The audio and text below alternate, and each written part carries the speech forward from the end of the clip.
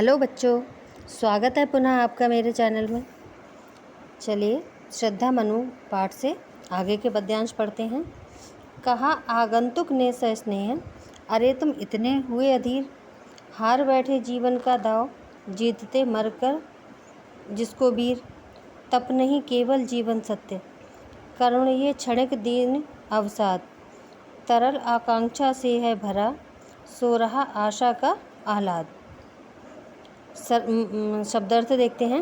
मरकर जीतना, श्रम से सफलता प्राप्त करना, अवसाद माने दुख, तरल आकांक्षा माने प्रगति की अभिलाषा। चलिए व्याख्या देखते हैं।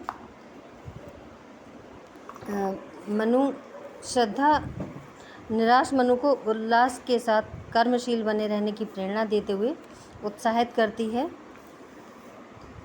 मनु की बात सुनकर कहा आगंतुक ने सस्नेह, अरे तुम इतने हुए अधीर। मनु की बात सुनकर आने वाले व्यक्ति कौन है?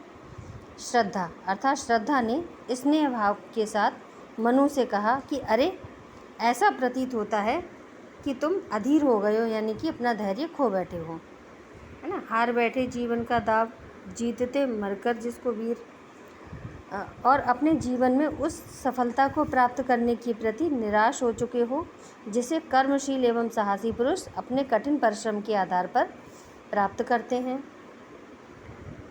तप नहीं केवल जीवन सत्य, करुण ये क्षणिक दीन अवसाद।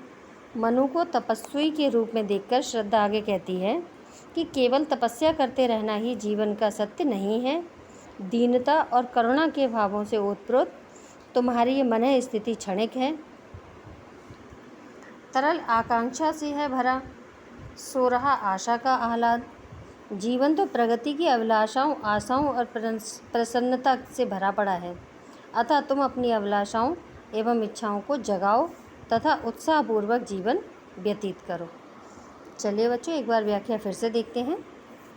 मनु की बात सुनकर आने वाले व्यक्ति अर्थात श्रद्धा ने स्नेह भाव के साथ मनु से कहा कि अरे ऐसा प्रतीत होता है कि तुम तो अपना धैर्य खो बैठे हो और अपने जीवन में उस सफलता को प्राप्त करने के प्रति निराश हो चुके हो जिसे कर्मशील एवं साहसी पुरुष अपने कठिन परिश्रम के आधार पर प्राप्त करते हैं। मनु को तपस्वी के रूप में देखकर श्रद्धा आगे कहती है कि केवल तपस्या करते रहना ही जीवन का सत्य नहीं है। दीनता और करुणा के भावों से ओतप्रोत तुम्हारी ये मन स्थिति क्षणिक है। जीवन तो प्रगति की अभिलाषाओं, आशाओं तथा प्रसन्नता से भरा पड़ा है, अतः तुम अपनी अभिलाषाओं एवं इच्छाओं को जगाओ तथा उत्साहपूर्वक जीवन व्यतीत करो। चलिए बच्चों अब काव्य सौंदर्य देखते हैं। श्रद्धा के द्वारा स्नेहपूर्वक मनु को प्रेरित एवं उत्साहित किया गया है। भाषा खड़ी बोली, शैली संवादात्मक और प्रतीकात्मक यानी संवाद है दोनों का। अलंकार मानवीकरण, रस शांत, शब्द शक्ति लक्षणा, गुण प्रासाद, छंद 16 मात्राओं का श्रृंगार छंद। आशा है बच्चों आपको ये पद्यांश समझ में आया होगा, अच्छा लगा होगा। तो हमारे चैनल को सब्सक्राइब कीजिए, लाइक कीजिए एवं शेयर कीजिए। धन्यवाद।